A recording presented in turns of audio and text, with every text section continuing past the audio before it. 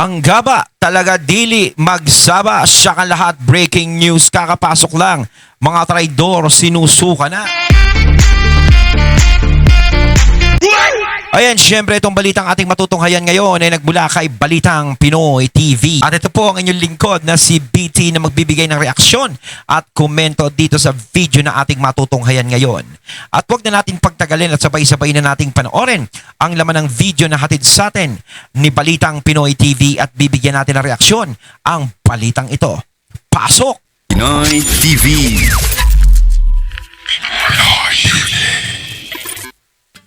Okay, matindi po ang ating Ayan, syempre bago natin simulan ang video ito, nais ko nga pala magbigay ng credits dito sa boses at video na matutunghayan natin ngayon at bibigyan ng reaksyon.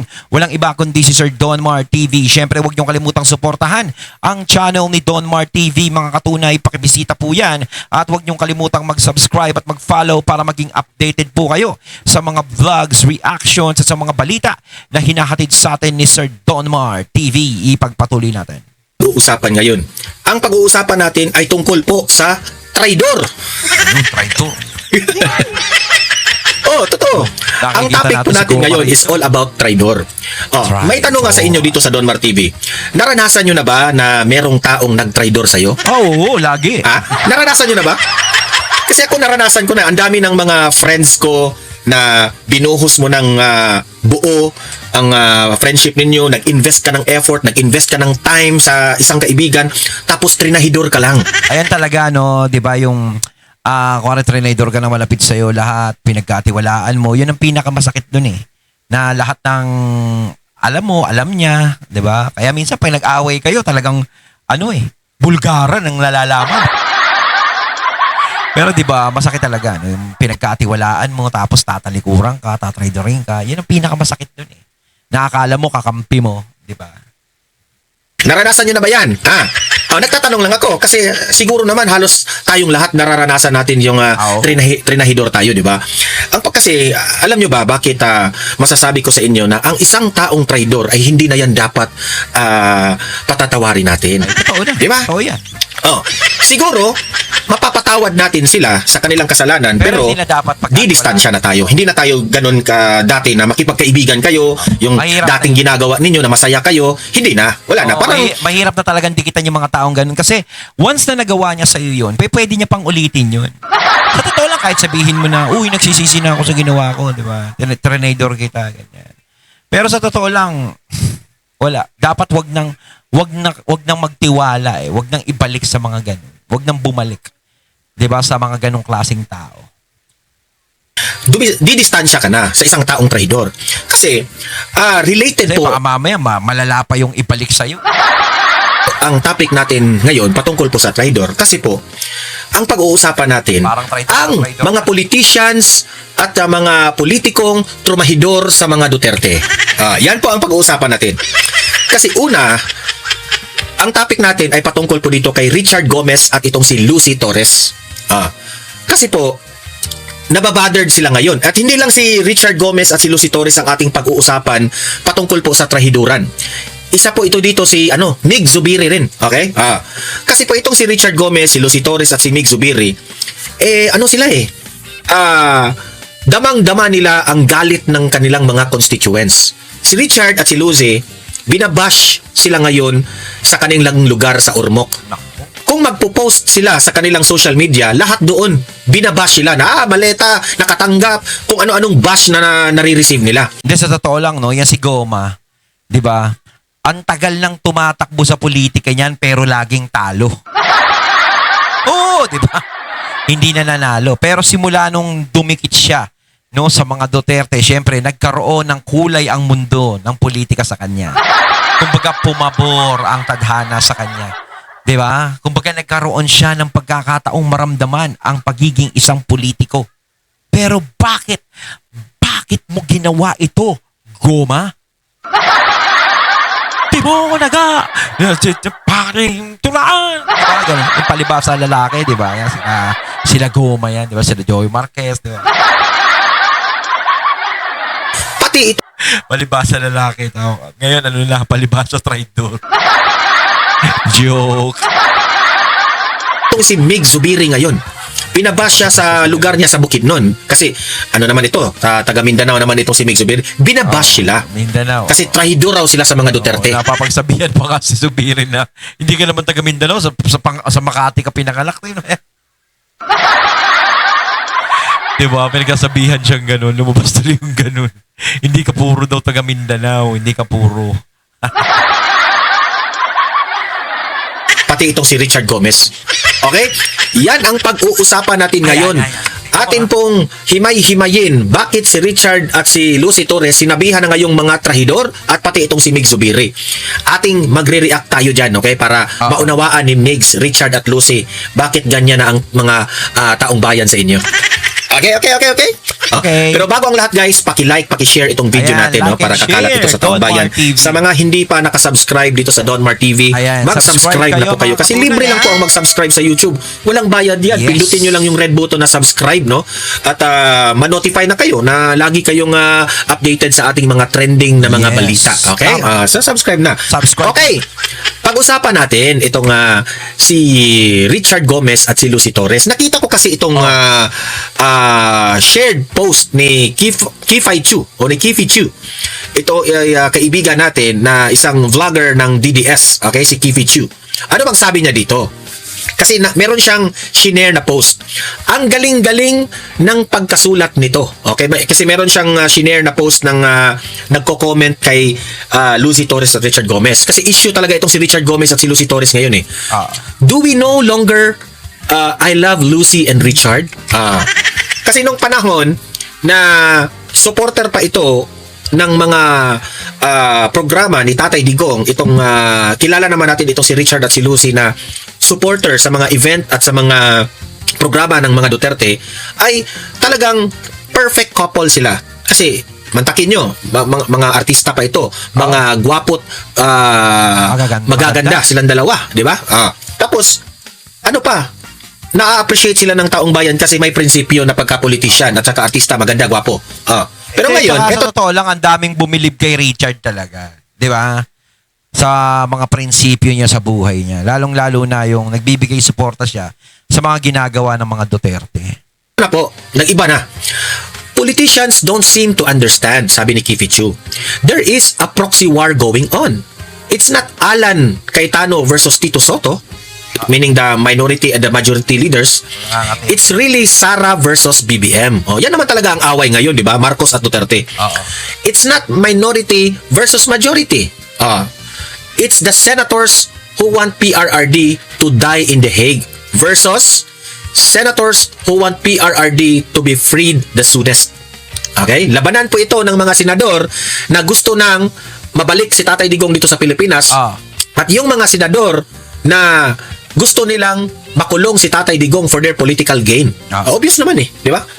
It's not impeachment. Yung pagkakakulong naman talaga ni Tatay Digong is politika yan. Di ba?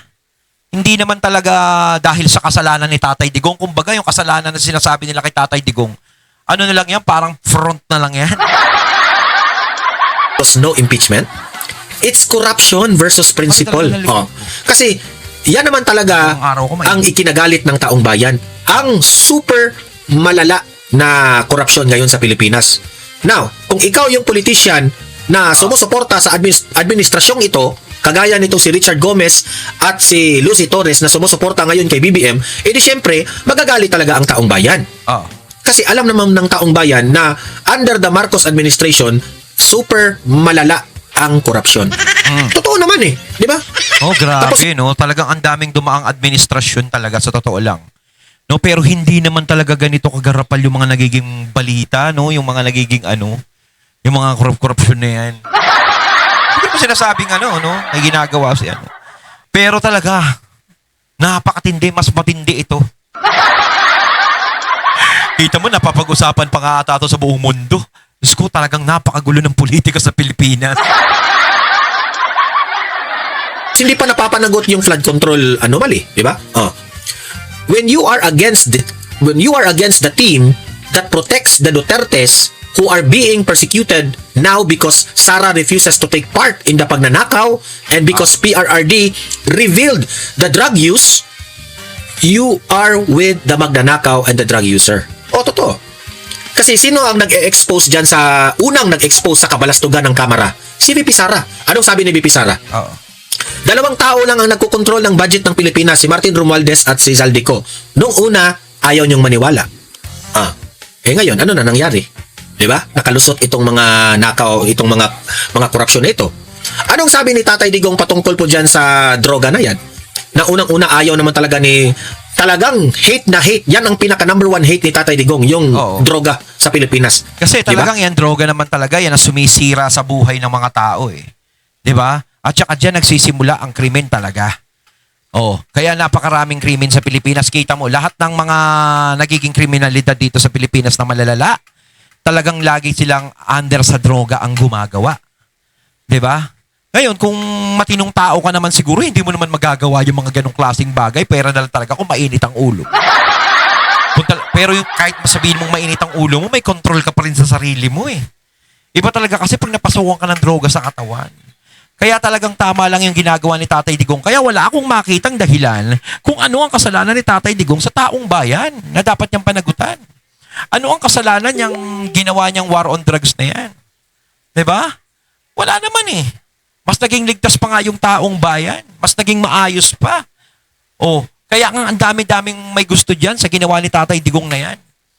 Ibig sabihin, kapag meron pang ibang politiko o ibang presidente ang gumawa niyan, is kakasuhan din. Dahil ang iniisip niya lang ay kapakanan at kaligtasan ng taong bayan, di ba?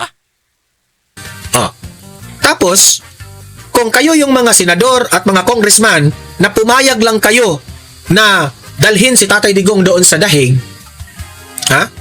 dahil sa away sa politika, tapos ginagawa nilang reason yung extrajudicial killings na may kinaugnayan po ito sa war on drugs ni Tatay Digong, it means na hindi nyo sinusuportahan yung prinsipyo ng mga Duterte patungkol sa droga. Di ba? Kasi po, ngayon, ang daming mga congressman na bumaliktad dahil lang sa pera. Okay? Bahala na yung prinsipyo. Majority of the Filipinos are angry. Galit ng taong bayan. Yan ang majority. Kaya nga, walang kayang tumakbo against Sara. Hanggang ngayon, wala pang kandidato na nagpapakilala na kukontrahin niya si Sara Duterte, VP Sara. Di ba? Wala pa. Talaga, sa totoo lang, wala akong nakikita talaga na tatakbong kandidato na malakas na pwedeng tumapat kay VP Sara at wala talagang kandidato na parang gustong bumangga kay VP Sara sa 2028. Di ba? Kasi sa totoo lang, parang lahat ng mga gustong tumakbo is nakikiramdam pa kung mai-impeach pa si VP Sara o hindi. Di ba? Kasi alam naman nila kapag si VP Sara nalusutan niya itong mga impeachment trial na ito, syempre magdidire-diretso na yan papuntang 2028. 'Di ba? Talagang yun na talaga ang pinaka destination ni VP Sara. Ang pagkandidato sa eleksyon bilang presidente. Dahil alam nila na kapag kukontra sila ni VP Sara, matatalo ka agad. And that's the truth. Kumbaga, mga naglalakas loob lang na ngayon na kumontra kay VP Sara, yung mga taong obvious talaga na alam natin na kalaban nila. Yung literal. Talo talaga. Kahit na sabihin ninyong si Tulfo, no? Kahit na Tulfo ngayon, sirang-sira na. Yung Tulfo dati, malakas yung pangalan ni Tulfo kasi tumutulong sa mga kabit-kabit na away. Alam niyo siguro, no? Para sa akin, kung ang mga Tulfo, no, wag na si Raffy Tulfo, wag lang si Erwin, kung silang dalawa, no, is ang prinsipyo nila sa Senado ay prinsipyo pa rin katulad nung nasa programa sila, siguro magugustuhan sila ng taong bayan. At dito medyo papabor ako na maaaring sila yung maging kalaban talaga ni VP Sara sa eleksyon. Pero ang problema at ang naging problema nila ng mga Tulfo is talagang parang sila kinain sila ng sistema diyan sa Senado. 'Di ba? Ibang Tulfo na din ang nakikita natin ngayon sa Senado. May mga nakakausap nga din akong ganyan, lagi nilang tinatanong, parang iba na yung Tulfo sa Senado, no? Hindi na katulad dati na talagang matapang, may prinsipyo, kapag mali. 'Di ba? Ngayon, hindi 'Di ba? Kapag mali, tatahimik na lang ako sa isang tabi, Mag-chat-chat na lang ako, magte-text na lang ako, magse-cellphone na lang ako, bahala kayo sa buhay nyo. Noong una nga, bilib na bilib ako dyan sa kay Rafi, sa, ano ba yun, sa Lotto, di ba? Yung investigasyon dyan sa Lotto, sa sweeps, yun. Pagkadating sa gitna, nawala na yung investigasyon Silent na Tapos ito naman si Erwin, di ba? Binabanatan sila Hontivero, si Trillanes, si Pangilinan, di ba? Tapos biglang nung napunta sa Senado, no? Friends, that's what friends are for. For good times and bad times. Kasi parang nahaluan sila ng mga issue. No, parang ang tingin namin, parang ang nagiging tingin sa kanila ng mga tao namin, na wala, pang radyo lang pala tong mga to. Pang radyo, pang TV, di ba? Hindi kayo pwede sa parang ang hirap niya na pagkatiwalaan sa politika Di ba, Tulfo yung isinusulong nila na pwedeng ibangga kay BP Sara, wala na. Pati mga Tulfo, sira na ang pangalan ng mga Tulfo ngayon. Wala na. Kaya kinain na rin yung mga prinsipyo ng mga Tulfo. Kasi kaya naman talaga nanalo ang mga Tulfo, hindi lang dahil sa pangalan nilang Tulfo sa mga ginagawa ng mga Tulfo. Dahil alam natin, public service sila. Kumbaga, parang tumutulong sila sa mga tao, sa may mga problema sa buhay, lalong-lalo na sa away mag-asawa. Lagi nilang tinutulungan yan. Ngayon, iba na ang sitwasyon. Ano kaya ang dahilan ng pagbabago nila? Huwag na natin sabihin ang dahilan, baka magkaroon ng issue, yari tayo dyan. It's prinsipyo versus maleta. Yan ang sabi ni Kifichu. Yun prinsipyo versus maleta. Lang yung maleta yan no? Hindi na nawawala sa usapan, no? Sir Don Mark, kailan kaya tayo magkakaroon ng maleta? It's love for the country versus the love for money. Correct. Kasi if you are a politician, dalawa lang ang pipiliin ninyo.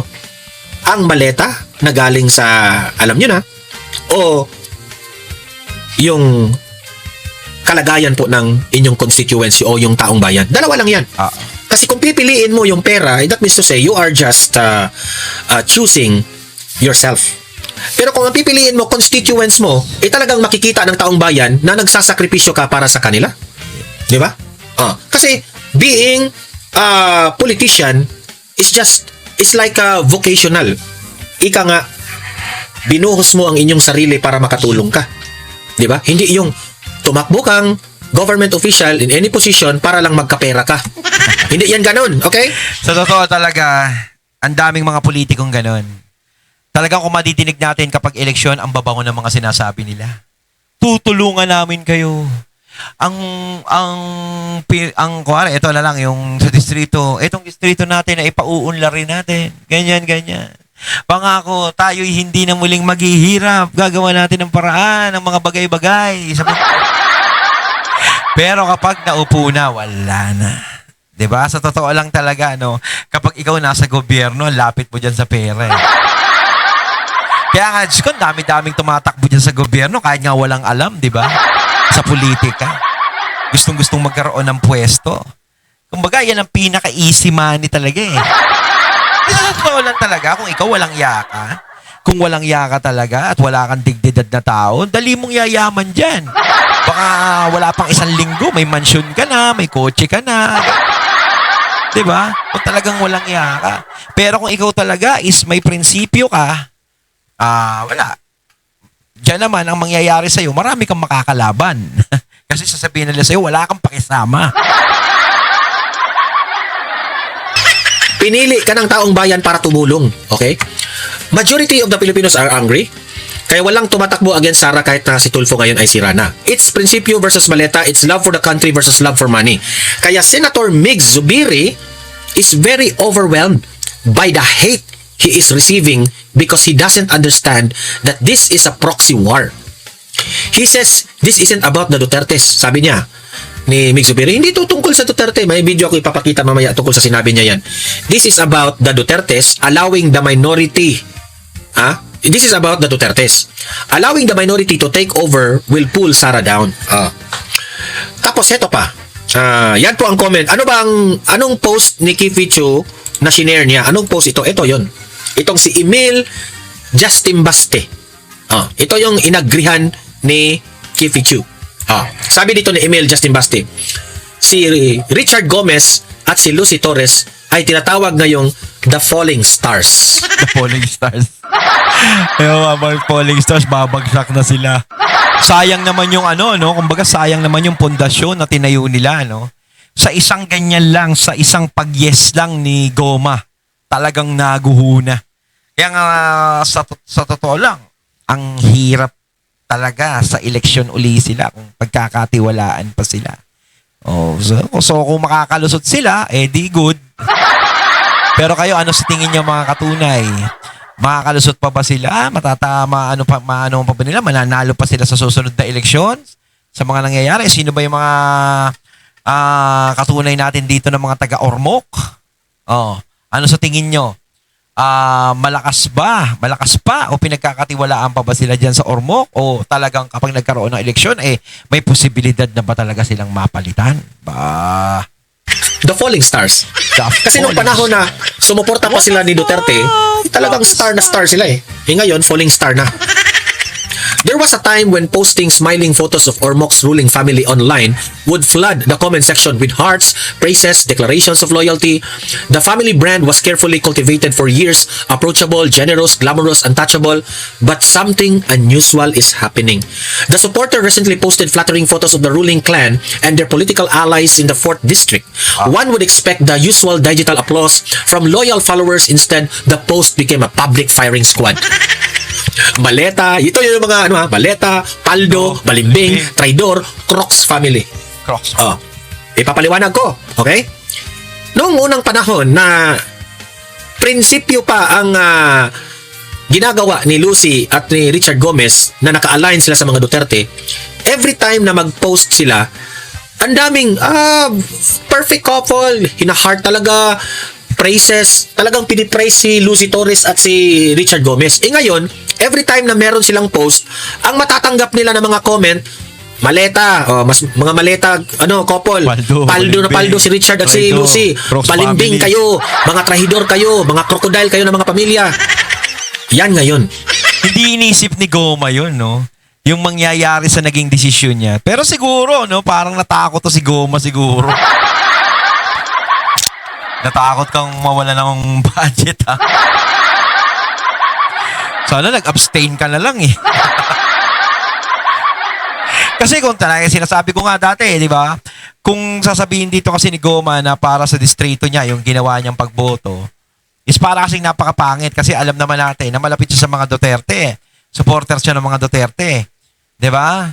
Kumbaga dapat hindi na siya nakisali dyan sa pag-yes. O kung ayaw niya mag-no, mag-abstain ka na lang. Kaso nga lang, ang problema, nag-yes ka. Parang harap-harapan mong sinampal ang mga Duterte. Sa kabila ng nagawa sa'yo, sa kabila ng inaano mo, di ba? Tinalikuran mo sila ng ganun-ganun lang. Yan ngayon ang natatanggap ng mga ni Richard at ni Lucy. Bakit nagkaganon ngayon? Okay? Ito. The insults came in waves. Talagang bumabaha ng insulto silang dalawa. Na-insulto talaga. Hundreds of reactions. Kung titingnan nyo yung reaction, ang daming haha at angry. Wala nang heart at like. Kaunti na lang. Hundreds of reactions. Mockery layered upon mockery. Former admirers sounding betrayed. Ordinary citizens speaking with confidence rarely seen against entrenched political powers. Noon, hindi mo makikita yung mga constituents ng taga-Ormoc na merong hatred, talagang binabash ang mga sina Richard at Lucy. Pero ngayon, grabe. Yung mga tahimik na mga constituents sa Ormoc, nagsasalita na dahil sa galit nila kay Richard at ni Lucy. Hindi, kung matalo sila sa susunod na eleksyon, pwede naman sila mag-artista na lang uli. Diba? Pwede pa naman si Goma. What was even more striking was the silence. Where were the rabid defenders? Where were the loyal digital warriors who once swarmed with every criticism with rehearsed praise and emotional devotion? They were nowhere to be found. The comment section resembled an abandoned fortress after the guards had quietly slipped away. Ito pa. Kasi po, ang nangyari, nasaan na ngayon yung mga nagtatanggol ni Lucy at ni Richard Gomez? Wala na, tahimik Wala na. na. Kasi nag-iba na. Nagalit na rin. Okay? Yan yung sinasabi ko. Ang iniisip nyo yung present, hindi yung future. No? Dapat marunong kayong makiramdam. Hindi dyan sa mga kasama nyo na nakapwesto. Dapat marunong kayong makiramdam sa taong bayan. Tandaan nyo, taong bayan ang nagluklok sa inyo at magluluklok pa uli sa inyo. No? Swerte nyo na lang kung magkakaroon ng walang palitan, 'di ba? Yung mga term extension, swerte nyo lang kung magkakaroon. 'Di ba? Pero kung hindi magkakaroon ng ganon, malas nyo na lang. No, pero kung iboboto pa rin kayo ng mga nasasakupan nyo, di swerte pa rin kayo. Kumbaga, question mark na ngayon lahat na magiging galaw nyo, hindi katulad dati na talagang pulido na alam nyong sigurado kayo sa mga gagawin nyo o magiging galaw nyo. Kahit kumandidato kayo, alam nyong mananalo kayo. O ngayon, talagang question mark. Yan yung naging resulta ng 3 letra. Y-E-S. Yan ang pagkaintindi ko. At sabi pa dito, wait mo na, litan natin konti. Ayan. Ito pa. And the anger online does not sound like the voice of the traditional opposition. Much of it sounds personal. Personal na talaga ang mga atake. The language of disappointed supporters, not lifelong enemies. There is a difference between hatred and delusionment. Hatred can energize a political base. Delusionment quietly dissolves it. Of course, Facebook comments are not elections. Social media can exaggerate moods and amplify the loudest emotions. Political machinery in this country remains powerful. Barangay networks, funding, incumbency, and patronage still matter for more than viral comment sections. But public sentiments often changes in stages. First comes whispering, then sarcasm, then open mockery, then silence from former defenders. Diba? Makikita mo doon sa post ni Lucy at ni Richard Gomez, lahat doon sarcasm. Lahat doon mockery. Binabash. Kung ano-anong bashing talaga yung post nila. Yeah. Pero yung mga nagde-defend parang nangyari ngayon, nanlamig na yung mga tao sa kanilang mag-asawa. Hindi katulad dati, natanggap sila ng mga nasasakupan nila. O, di ba? Parang ngayon, nakakahiya na ngayon yung nangyari. Siguro talaga stress na sila mag-isip kayo. No? Ano kaya mangyayari sa atin sa eleksyon? Kung syempre, tatakbo ka eh. Di ba? Okay lang sana kung hindi ka natatakbo, gumawa ka ng mga ganyan desisyon. Kaso syempre, bata pa ito mo, tatatakbo pa to, di ba? May pangarap pa sa buhay yan. O baka nga mamaya, nagbabalak pa silang mag-senador. Kaso nga lang, ganyan na yung nangyari. May batik agad. Di ko kasi sabi ko nga, kung matalo kayo, balik balik showbiz. Malay nyo, hindi talaga sa politika ang linya nyo. Di ba? Malay nyo, sa showbiz talaga yung swerte nyo. Richard at ni Lucy Torres tahimik. Parang sumang-ayo na rin. Hindi natin maano yan. Talagang deserve ninyo kasi mas pinili ninyo yung pera kesa prinsipyo ninyo. Ayun, natating nato ngayon ang video na nagmula kay Balitang Pinoy TV at syempre nato ngayon natin ang boses at video na yon na binigyan natin ng reaksyon na nagmula kay Sir Donmar TV. Kayo mga katunay, anong masasabi nyo tungkol dito? Comment lang po kayo sa comment box. So once again, I'm BT and I'm out.